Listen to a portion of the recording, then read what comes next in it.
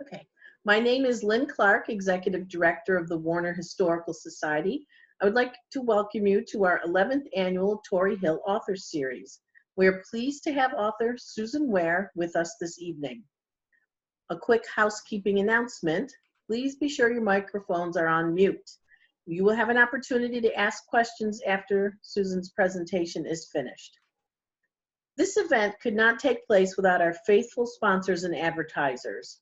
Our Authors Circle sponsors are Pelletieri Associates and the Nancy Sibley Wilkins Town of Warner Trust Fund of the New Hampshire Charitable Foundation, and also our Reader Circle sponsors, the Brown Family Realty and Greenleaf Irrigation. Many of our sponsors and advertisers have supported this series from its inception, and we hope you'll support the businesses and museums listed in our program booklet. I would also like to extend a thank you to Catherine Nevins from our local independent bookstore, Main Street Bookends. She helped me identify and contact this year's authors. Catherine has the books written by the presenters from this series at the bookstore, and she offers curbside pickup. Upcoming events for the Warner Historical Society include our remaining Torrey Hill program with Rebecca and Adi Rule on August 22nd. Tickets are available on our website. Unfortunately, we have had to cancel Bernd Heinrich's talk on August 8th. We hope to have him in person at a future program. The barn sale is not open for browsing. However, items for sale are posted on our Facebook page, and volunteers are always willing to help locate specific items if you contact them through Facebook. And finally, why a writer series in Warner, New Hampshire? Warner has had and continues to have a rich tradition of writers and artists living here. In fact, in the 19th century, Warner had over 97 published writers. A program featuring authors seemed like a natural fit. Why the name Torrey Hill? On the road to Mount Kearsarge is a long, steep hill, historically known as Torrey Hill, and near the top of the right, on the right, is located a large boulder. In 1773, Mr. William Barker erected a small building near this rock. Oral history says that Mr. Barker, or someone who stayed with him, was a British spy and had important papers hidden in the house. Unfortunately, those papers have never been found. The rock's profile had the brow and nose that gave it human characteristics, and hence its name, the Old Torrey. Unfortunately, over time, as the road was upgraded, the profile was altered. But our logo, beautifully created by Rick Hedrick, is based on photographs of what the profile used to look like. Without further ado, I'd like to introduce Susan Ware. A feminist historian and biographer, Ware is the author of Why They Marched, Untold Stories of the Women Who Fought for the Right to Vote, among other books. She currently serves as the honorary Women's Suffrage Centennial Historian at the Schlesinger Library on the History of Women in America at the Radcliffe Institute for Advanced Study, Harvard University, and is the general editor of American National Biography. Ware was an historical consultant to The Vote, which can be seen on PBS's American Experience. This summer, the Library of America will publish her edited volume, American Women's Suffrage, The Long Struggle for the Vote, 1776 to 1965. She divides her time between Cambridge, Massachusetts, and Hopkinton, New Hampshire. Welcome, Susan. Thank you. Thank you, Lynn. I'm very honored to be here. Here it is, a beautiful summer evening in New Hampshire, but somehow I don't think any of us originally anticipated that I would be speaking to you virtually from my farm in Hopkinton rather than gathering tonight at the Warner Town Hall. But these are the crazy, unsettled times we find ourselves in the summer of 2020. But we all owe a debt of gratitude to Lynn Clark and the Warner Historical Society for being nimble enough to figure out how the Torrey Hill Author Series could go forward in the midst of a global pandemic. Unfortunately, we won't be able to have a book signing afterwards, so you will all have to promise to continue to support Main Street Bookends in whatever way that you can. And I'd like to give a special shout out to Catherine Nevins for her role in getting Why They March designated as the town read for Warner for this year. That's a first for any of my books, and it's an honor that I will always cherish. I'd like to begin tonight by talking about how I came to write a book about the history of the women's suffrage movement and what drew me to the topic in the first place. Women's suffrage and I go way back. As a 20-year-old college student, I attended my very first feminist demonstration on the historically significant date of August 26, 1970, which was the 50th anniversary of the 19th Amendment. And I'm not quite sure where the next 50 years went as we're getting ready to celebrate the centennial of the amendment, but that's a story for another night. At Wellesley College, I wrote my senior thesis on the 1848 Seneca Falls Convention and the early women's rights movement, and that experience confirmed my decision to become a historian of women. In graduate school at Harvard, my first seminar paper was on the local suffrage group in Cambridge, and I rather condescendingly called it a social cup of tea. I think I would be less judgmental today. In fact, I had a chance to revisit the topic of my paper when I wrote a blog for the Cambridge Historical Society, which will appear in August. I wrote my second seminar paper on the feminist intellectual and suffragist Charlotte Perkins Gilman, who is one of the characters in my book. And while at Harvard, I was introduced to the treasures of the Schlesinger Library, beginning a lifelong association which my book gratefully acknowledges. My first book about a network of women in the New Deal was called Beyond Suffrage, and 3 members of that network also ended up alongside Charlotte Perkins Gilman in Why They March, which I guess qualifies as some kind of a prequel. And after experiencing a very fulfilling career as a feminist historian and pioneer in the field of women's history, I found myself being pulled back to where I started as the suffrage centennial approached. And I truly feel like I have come full circle. But here I faced a larger challenge than I anticipated: how to make the fight for the vote, come alive to modern readers. From my perspective as a historian, the women's suffrage movement stands out as one of the most significant and wide-ranging moments of political mobilization in all of American history. Among other things, it produced the largest one-time increase in voters ever. And as important as the goal of suffrage was, the goal was always broader than just the franchise, speaking to fundamental questions about women's roles in politics and modern life. Who gets to vote? When and where do they get to vote? And these give rise to further profound questions about the relationship between citizenship and suffrage over time. If we think of suffragists as the voting rights activists of their day, we see how the suffrage movement fits into this larger story. Yet too many Americans dismiss the 19th Amendment as a minor or inconsequential reform if they know anything about it at all. And I ask myself, why is this? And I don't think it is just inadequate coverage in textbooks or our general historical amnesia, although those are clearly factors. Far too often, women's contributions to history, including the long struggle for the vote, are marginalized or overlooked, no doubt due to lingering sexism, if not outright misogyny. Most people have at least a passing knowledge of moments like the American Revolution and the Civil War, as well as major social movements like anti-slavery and civil rights, all of which are presented as central to the ongoing struggle for equality and diversity in a democratic society. Why hasn't the suffrage movement won a similar place in the historical canon? Among other things, the centennial of the 19th Amendment offers a chance to correct that misperception. Now, Why They Marched is a book of stories about women's struggle for the vote told through biographies and objects.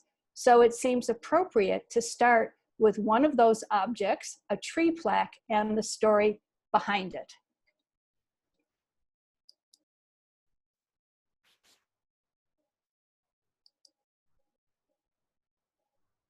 That's the first time I've ever done that. So give me credit for getting it right.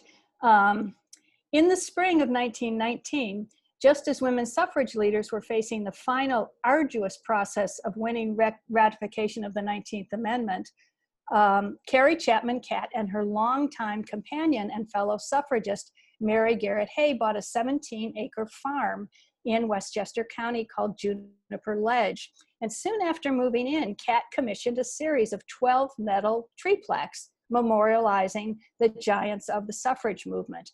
Women like Elizabeth Cady Stanton, Susan B. Anthony, Lucy Stone, Frances Willard, and this one, Anna Howard Shaw.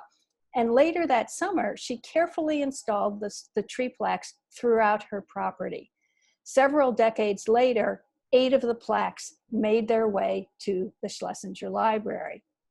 Now, suffragists had a deep sense of history. In many ways, they were our first women's historians, and they had begun documenting their decades-long movement well before its ultimate conclusion was assured.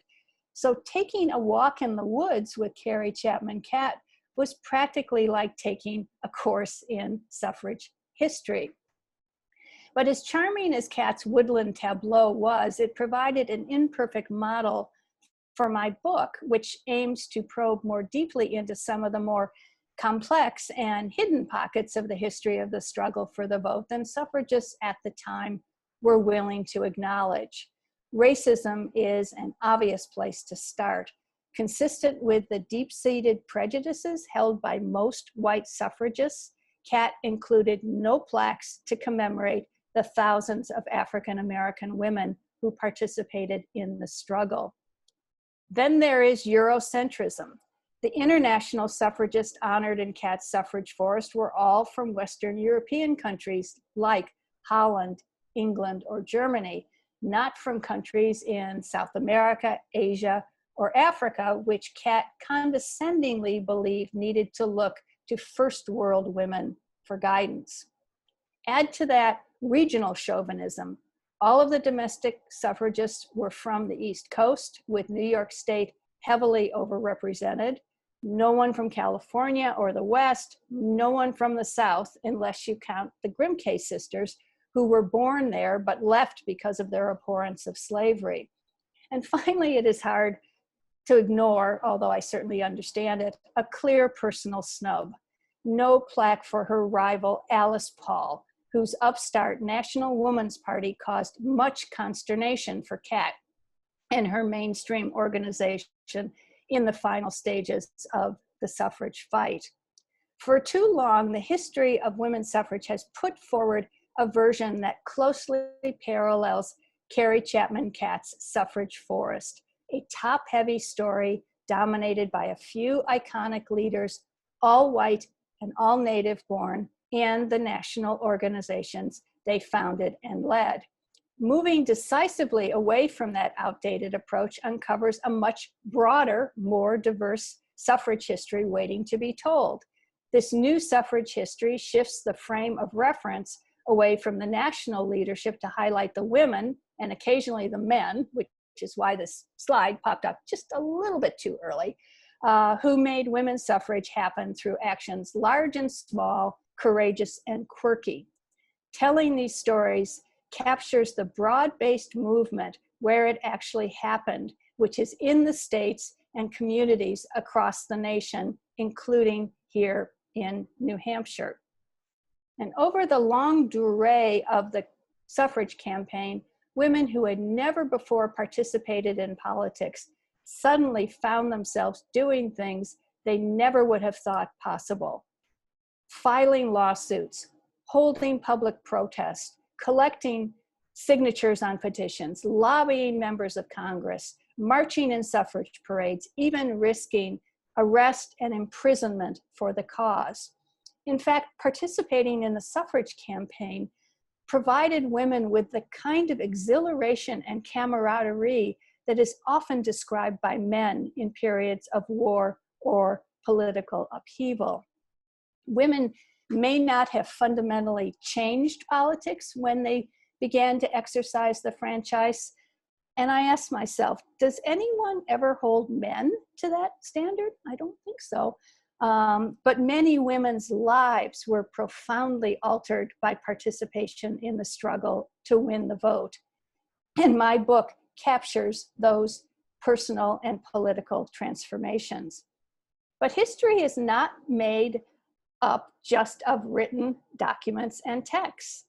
You don't need to mention this for a talk sponsored by a historical society. Objects and artifacts play key roles as well, especially in the creation of personal and group identities. This insight is particularly relevant for a social movement like suffrage, which came to embrace popular culture and public spectacle as a primary strategy to win support for its cause. Suffrage objects like buttons, banners, leaflets, and posters are especially evocative in connecting everyday lives with the broader movement. In many cases, they literally were, to borrow a phrase from the novelist Tim O'Brien, the things they carried. And this diverse cast of characters, broadly defined to include both human actors and inanimate objects, hints at the richness of suffrage history waiting to be tapped. My stories cover the span of the suffrage struggle, but with a definite tilt towards the 20th century.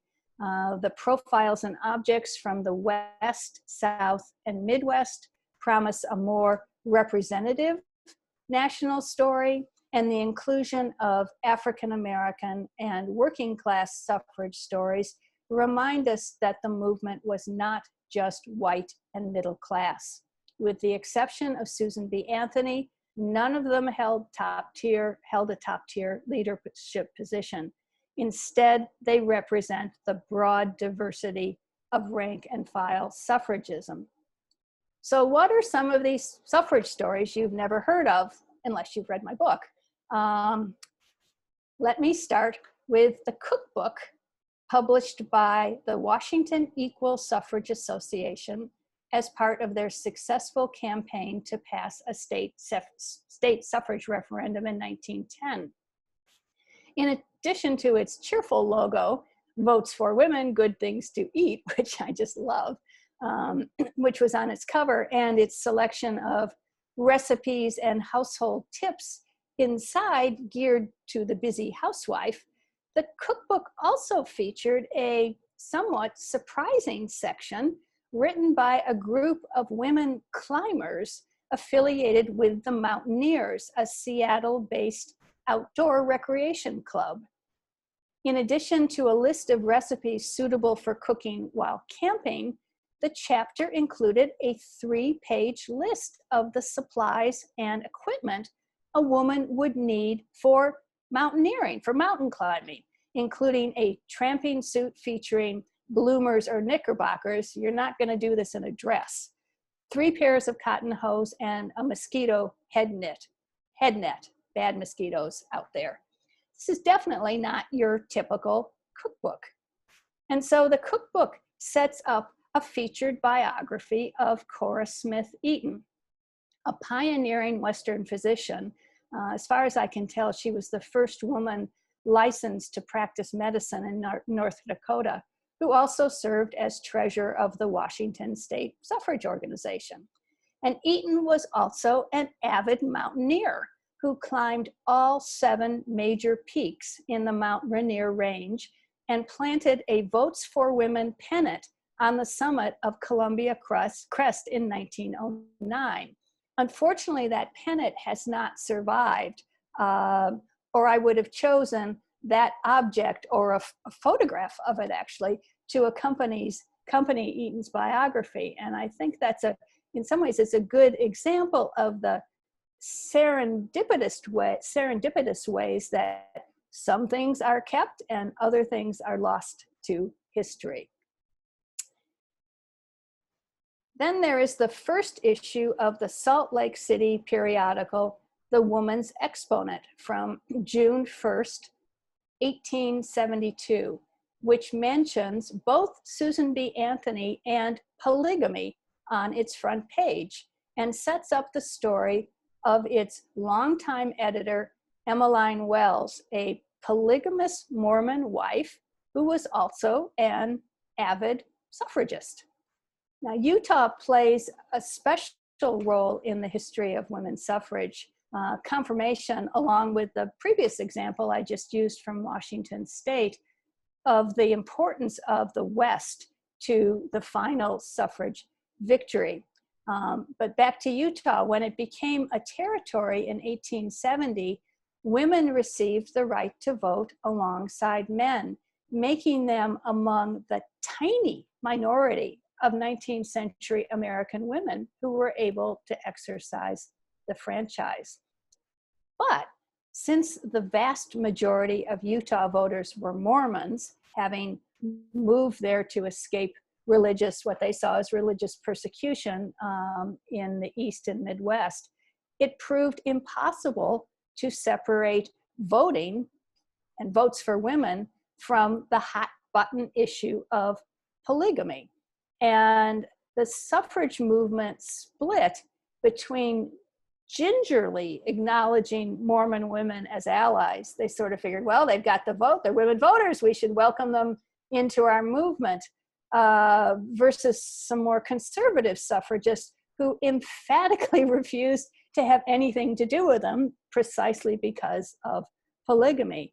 And I think that the story of Emmeline Wells's suffrage career shows how the seemingly straightforward question of votes for women became entangled in one of the most hotly contested legal and moral questions of the day.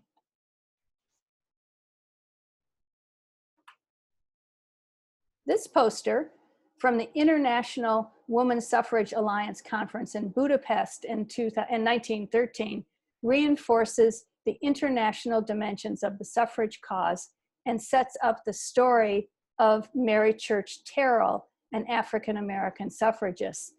Before I talk more about Terrell, I like this image because usually we think of Atlas holding up the world. Well, here he's got some help from a woman, and they are holding up the world together. Terrell's suffrage philosophy was built around an intersectional vision that embraced race as well as gender, which was an implicit challenge to white suffragists who tended to focus only on the subordination created by their sex. Her vision for suffrage and race relations was also grounded in an international framework that placed the domestic racial situation in the United States in dialogue with the rest of the world. And these two threads came together at the International Council of Women in Berlin in 1904, where at the last moment, Terrell threw away her carefully prepared speech about the status of African-American women in the United States and addressed the delegates in German, a language she had learned while a student at Oberlin. Her speech, and remember, this is in the days before simultaneous translation, and she realized that if she waited for her speech to be translated when the conference proceedings were printed, it would be months later. But if she could speak to her audience in a language they understood, it would have a powerful effect, as it indeed did. But another reason why this story, this dramatic story, is so important is that Terrell was the only woman of color in attendance at this international conference. And so she belied organizers' statements that women from all over the world were present. And Mary Church Terrell's international experiences underscore the rewards and challenges of suffrage activism that crossed national borders. Hazel Mackay, whose papers are up at Dartmouth, so I guess we can count her as local interest, came to suffrage from the world of theater. Her claim to fame is staging a pageant called Allegory on the steps of the Treasury building in Washington, D.C. in 1913. And that rather commanding woman is Columbia. And she is joined by approximately 100 actors, all female except for one boy, who stage a series of tableaus as part of Alice Paul's suffrage parade organized to coincide with the inauguration of President Woodrow Wilson. This is the source of the famous story where Wilson pulls into town the day before his inauguration and says, "Where are all the people?" And they say, "Well, Mr. President, they're all watching the suffrage parade." He was not amused. Things didn't go well for the relationship between Wilson and the suffragists from then on. But Mackay had carefully worked out the logistics in advance, timing the culmination of the pageant to the precise moment when the first marchers were expected to reach the Treasury steps. They went through their whole series of tableaus, and no marchers appeared. And the reason they didn't appear was because the suffrage parade had been disrupted by unruly crowds along the way, literally swarming the women and sending quite a few of them to the hospital. And if any of you have watched the PBS documentary, The Vote, there's some very dramatic footage of what the parade actually looked like and what the masses of men moving in on the women, what it must have felt like. Finally, the police restored order and the parade resumed, and Mackay and her entourage performed the whole tableau all over again. And this time, the synchronization worked. And Hazel Mackay's story, to me, demonstrates the bold ways that suffragists took over public space and deployed spectacle to build support for their cause. And it is one that modern audiences may still get a chance to see. A young theater director named Sammy Camel had hoped to stage a reenactment of this on the Treasury steps. But when Trump was elected, the permissions that she had been given kind of disappeared, and that didn't come through. But last fall in La Jolla, she managed to put on a presentation of this. And I'm hoping that sometime I will get to see one of these and try to experience what it would have been like to watch one of these tableaus. So keep posted. I think it would be a lot of fun to see.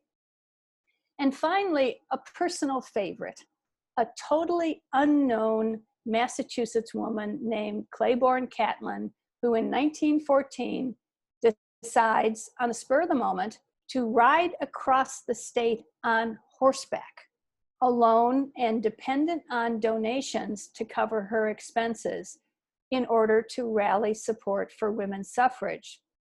Wearing a khaki jacket and divided skirt donated by Filene's department store, and supplemented by a matching khaki hat, brown riding gloves, and a yellow slicker for protection against the rain, Catlin organized 59 meetings, visited 37 cities and towns, and covered 530 miles on horseback over the course of 4 months. And all of her personal belongings, including a parcel of leaflets, a horse blanket, and a shoulder strap which said "Votes for Women," had to fit in this pair of brown canvas saddlebags, which I've seen at the Schlesinger Library because she donated them there later. And they're pretty small. She had to learn to pack light.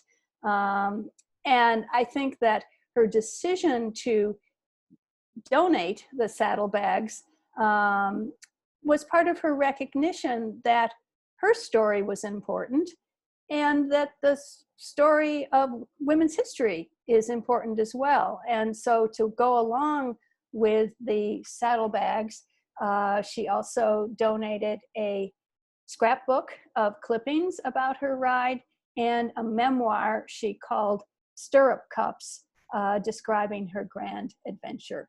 And sure enough, we know who she is because she made that gesture.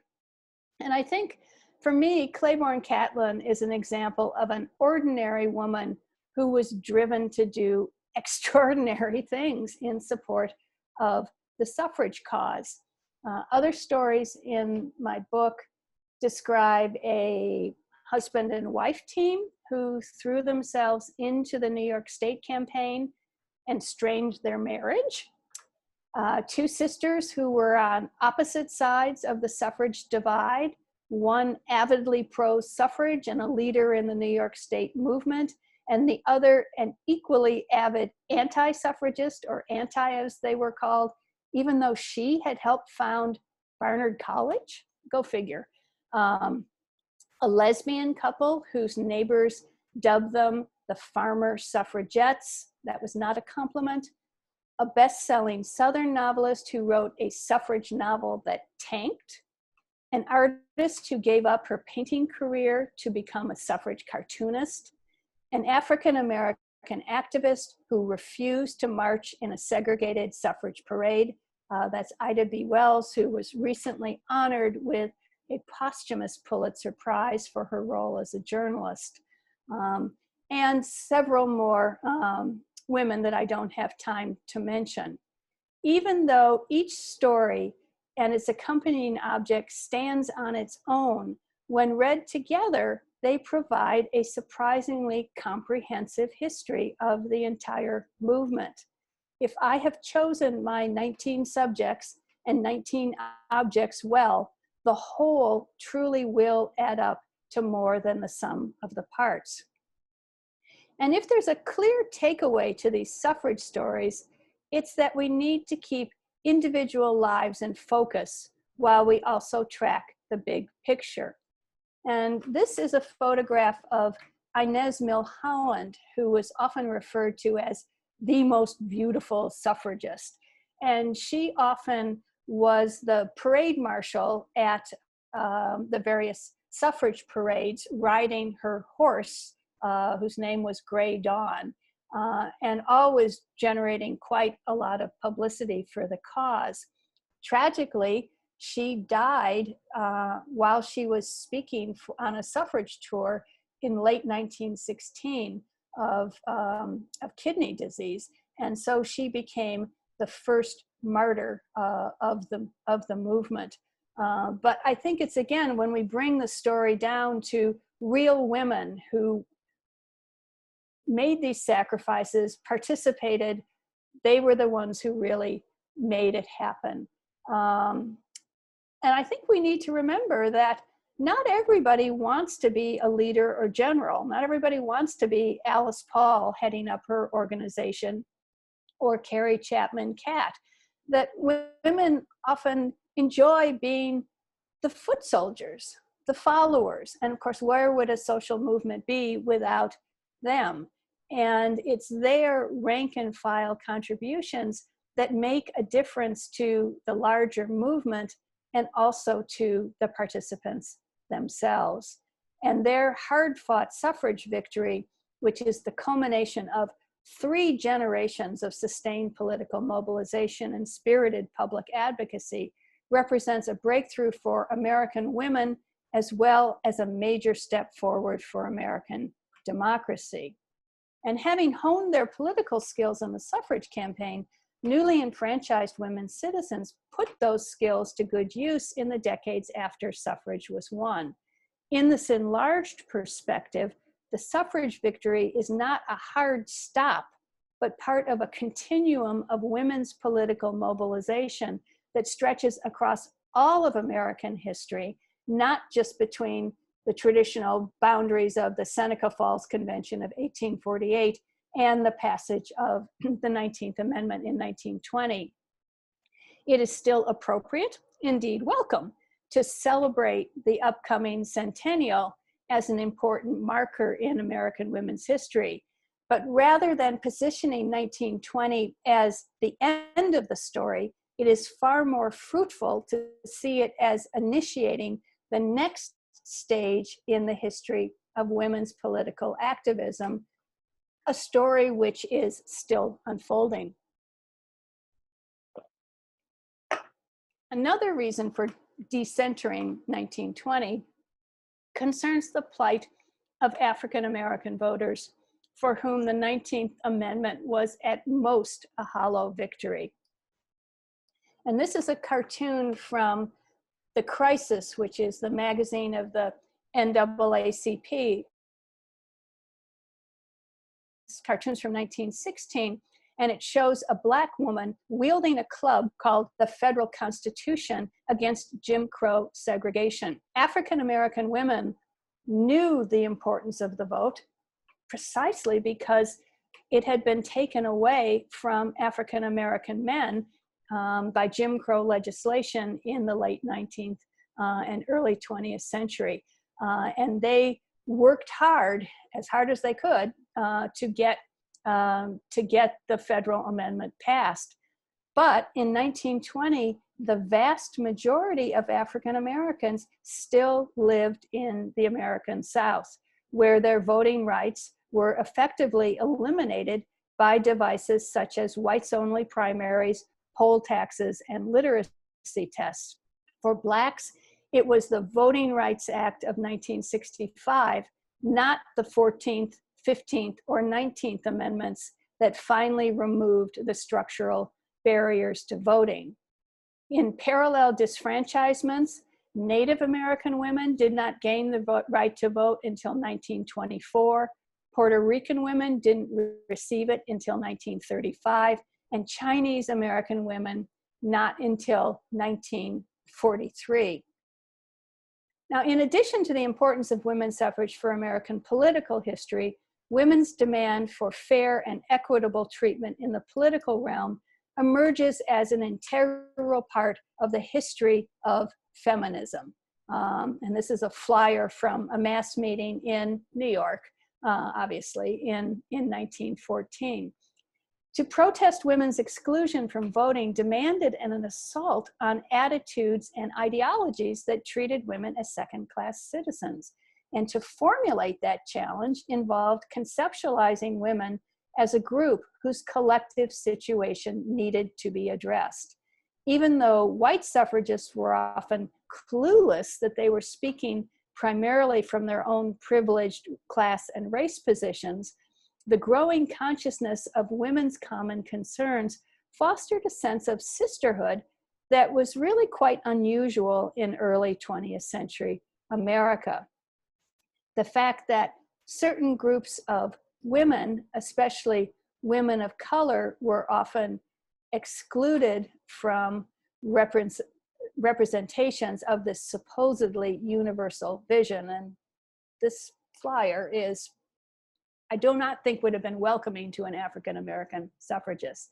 And I think it helps demonstrate how racism intersected with feminism throughout the women's suffrage movement and its aftermath.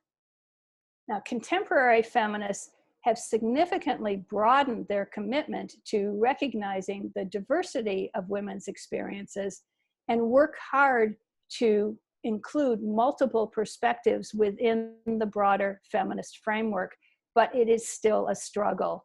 The suffrage movement is part of that story, warts and all.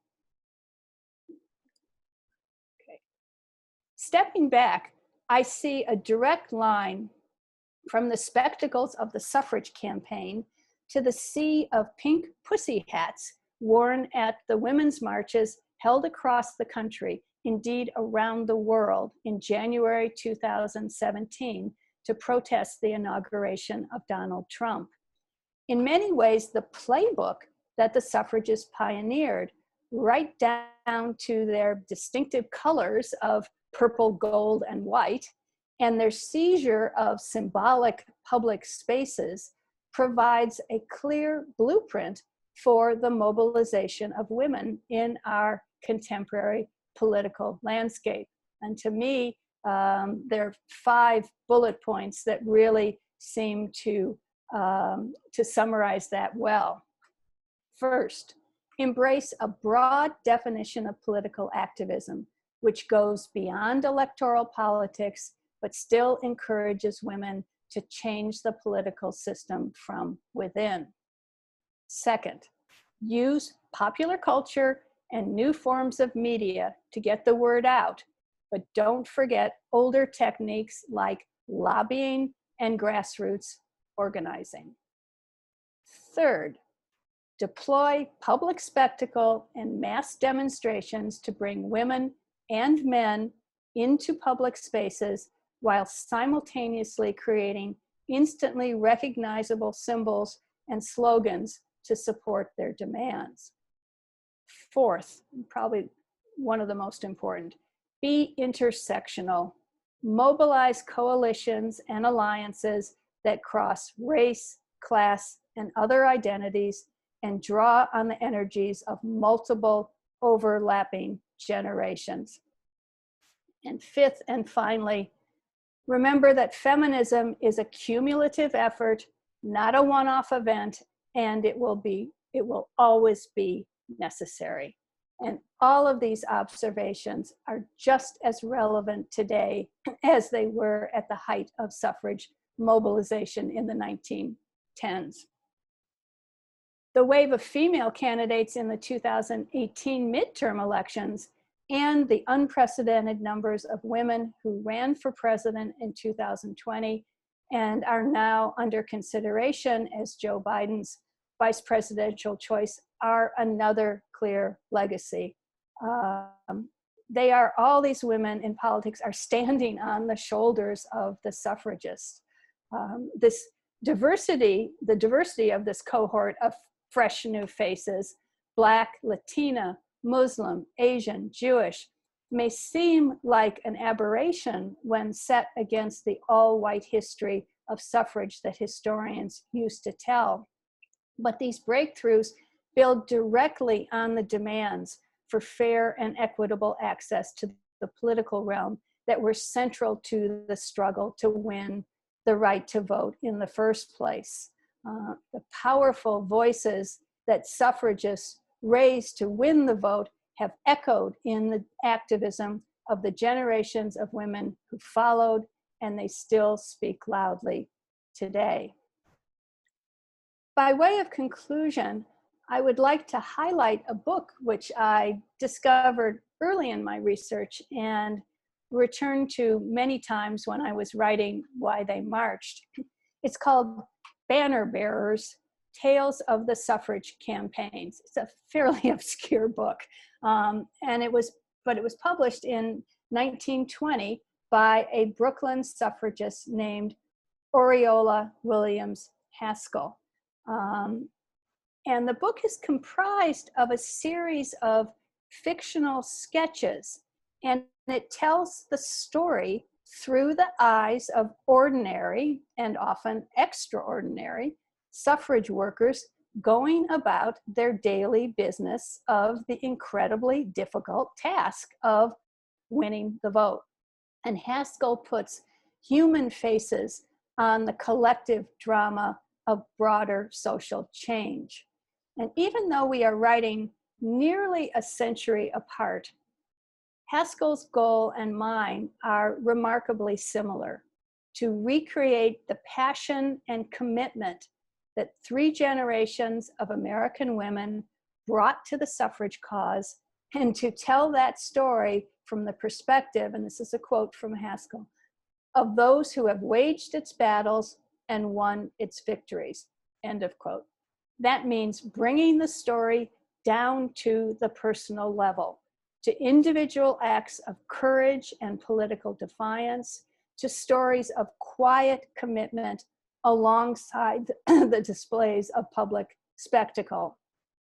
As Haskell described her aspiration for her book of suffrage stories, this is another quote, "May these pages seem like the diary they never had time to write, or like the portfolio of old photographs that, though faded, make the once vivid past live again."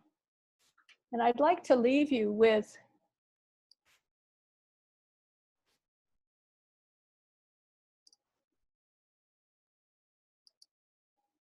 a final image.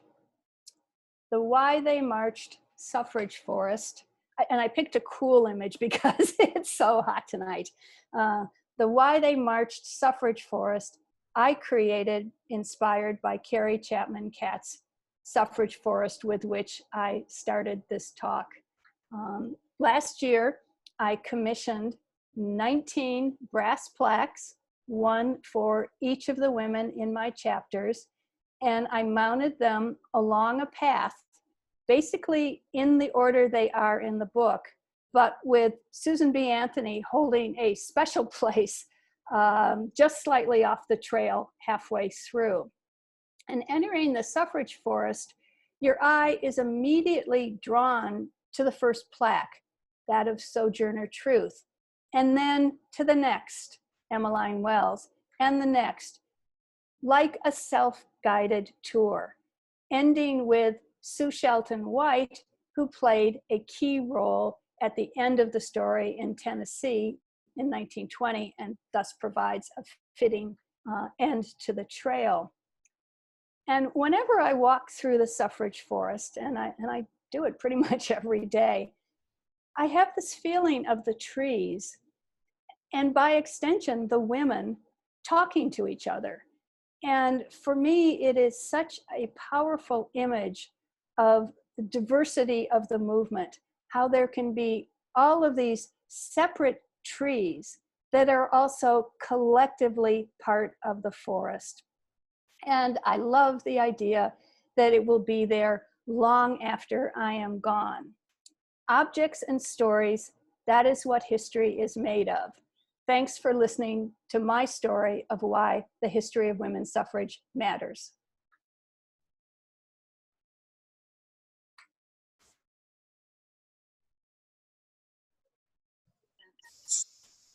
You know, see, someone that talks like that, presents it like that. And I'm happy to take questions. I'm just not entirely sure how it will work, but we'll figure it out. Okay, if I haven't been able to unmute you, you can unmute yourself.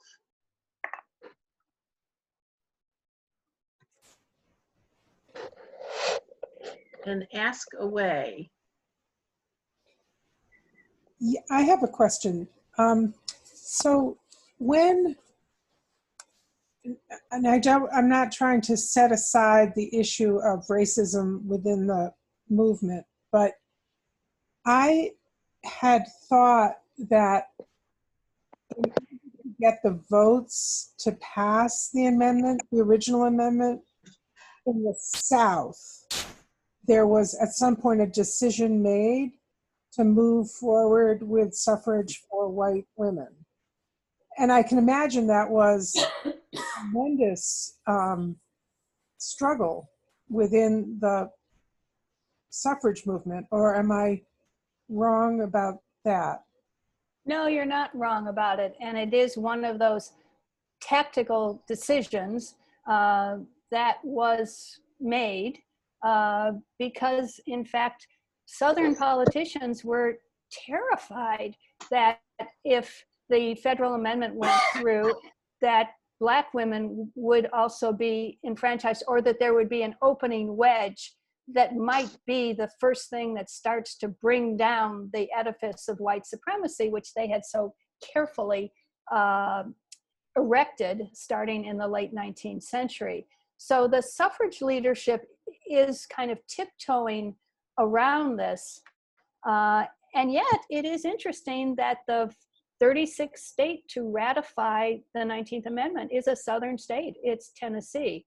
So it's not as if the South plays no role in this. But again, I think it is you see the racism of the white leadership in two ways. You see it in a kind of unconscious personal racism that they probably did, I'm sure they didn't realize they were having. And you also do see it in tactical decisions they make, which highlight certain things and downplay other things at certain times for the purpose of moving the amendment forward. I think one of the things that, is the trickiest about talking about the suffrage movement now and how you deal with the racism is that in some ways there's a tendency to just dismiss the movement entirely and say, well, they were all white middle-class women and they were all racist.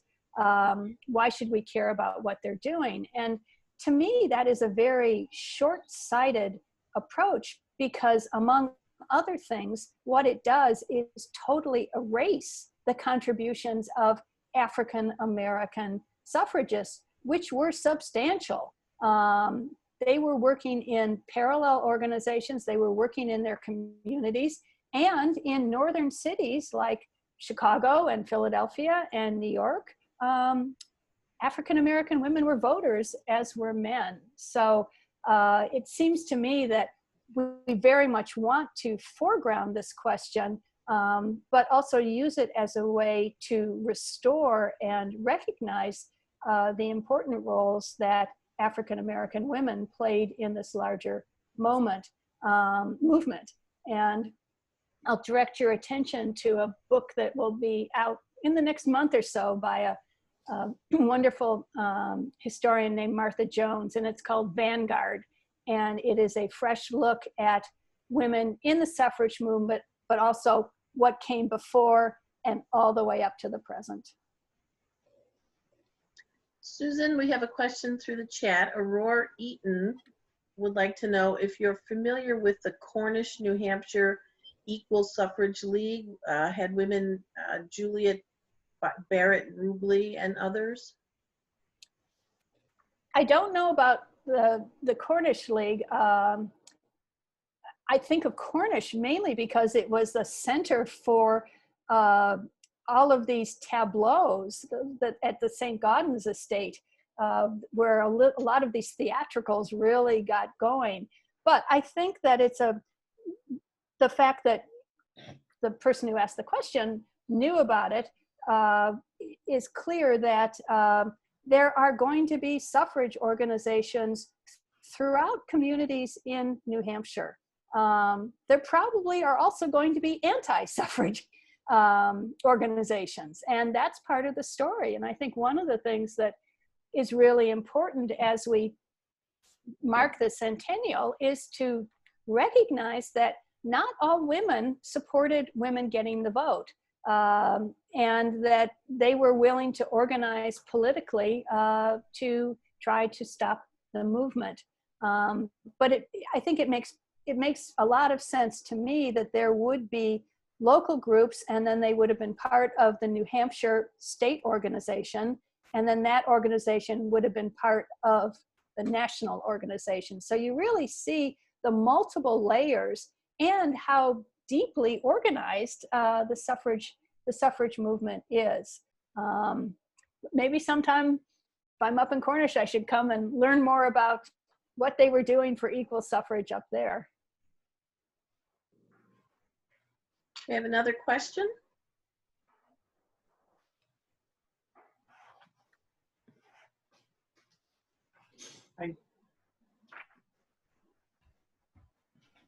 Somebody. This is Nancy Ladd. I have a family story, but it's incomplete.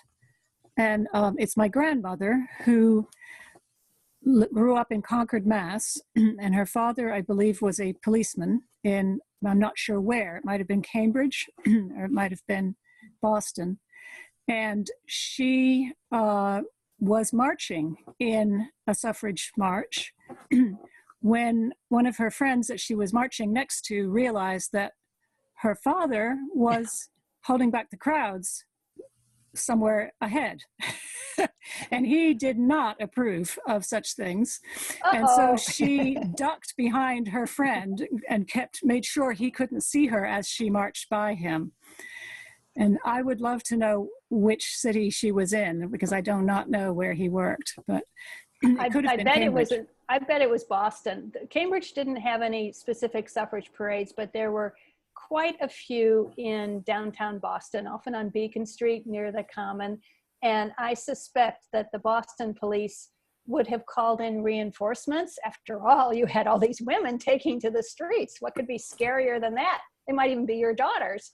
So that probably is where the story came from. I don't think there were any suffrage parades that I know about in New Hampshire, but it would certainly have been very easy for people here to go down to the Boston parades. No, she was from Concord, Mass.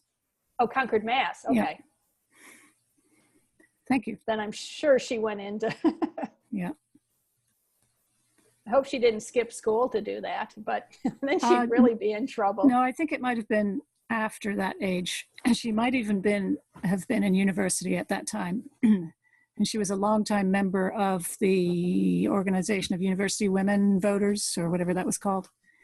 Oh, the AAUW, and probably also a member of the League of Women Voters. And whenever I talk, I always try to give a shout out to the League, because which is also celebrating its centennial this year. It was founded in 1920. And the League of Women Voters really is the direct heir of the largest mainstream suffrage organization, and obviously dedicated to teaching women, or learning them, helping them become more comfortable with their new roles as women citizens, and along the way just being such an important force in local communities across the country, as well as for many women who get involved in politics. This is their entry. It's like the gateway drug is through the League of Women Voters, and then next thing you know, they're running for school committee and maybe for Congress. So, thank you. and I wanted to just follow up on that in terms of, obviously as a historian, as a biographer, my way of telling suffrage history is by telling individual stories. But another way that you can do that is actually by connecting with the individual women in your family, as you were doing. And even if you don't have a story that's been passed down, very often, using something like Ancestry.com, you can trace back and see when your great-grandmother or grandmother or possibly your mother would, where she was living. What state was she? If she was living in California, she would have been able to vote as early as 1911. If she was living in New Hampshire, she would have had to have waited until 1920. And you can kind of place the individual women in your family in this larger history. And then I think the next step is that then to honor that family history, we all need to make sure we go to the polls in November.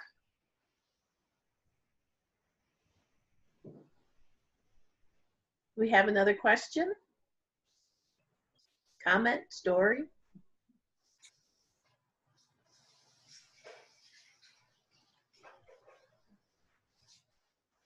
Anyone else? Okay. I guess that wraps it up then. I'd really like to thank Susan for joining us this evening. It was a great talk, very timely. Oh, Teresa, did you have a comment? Yes, actually, I'd like to ask the question of what age did women have to be when they gained the vote in 1920? Was it 21 at that time? Was it 18?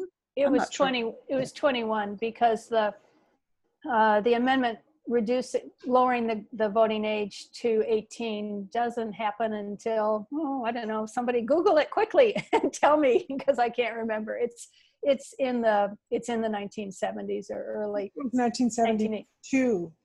Okay, 1972. Or maybe even 71, because I worked on that campaign. I think that was like the fastest an amendment has ever passed, a constitutional amendment or change. Yeah, that would be right, because I voted for the first time in 1972, but I was just about to I had just turned 21. So I wouldn't have been able to do it any earlier than that. But actually the question I thought you were going to ask is one that's related to, which is one of the things that women in politics realized after women got the votes was that there were actually all these laws on the books in various states that said that women couldn't be candidates for specific for specific elected offices, that it was restricted to men. I mean, I thought of that because of the way there's an age restriction for president of 35. And so one of the things that the League of Women Voters and also the political parties really mobilized around at the beginning was making sure that women, if they wanted to run for political office, would be eligible to file their papers and do that. And that was one of the many kind of tidying up things that needed to be done after the amendment passed. And some of these took a really long time, like ensuring that women could serve on juries. That often took into the 30s, 40s, and 50s before that was ensured. And so, that's, for me, that's another reason why I think of this as, not a hard stop in 1920. It's part of a much larger story of women's political mobilization, both through the traditional party system, but in all the other ways that women and men participate in politics and social movements. And it's an ongoing process. And we certainly see it unfolding around us as we speak, as it should.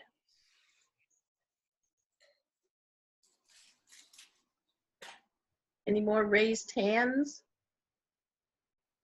This brave new world we're part of, raising our hands on Zoom calls, but you've all been good sports. So.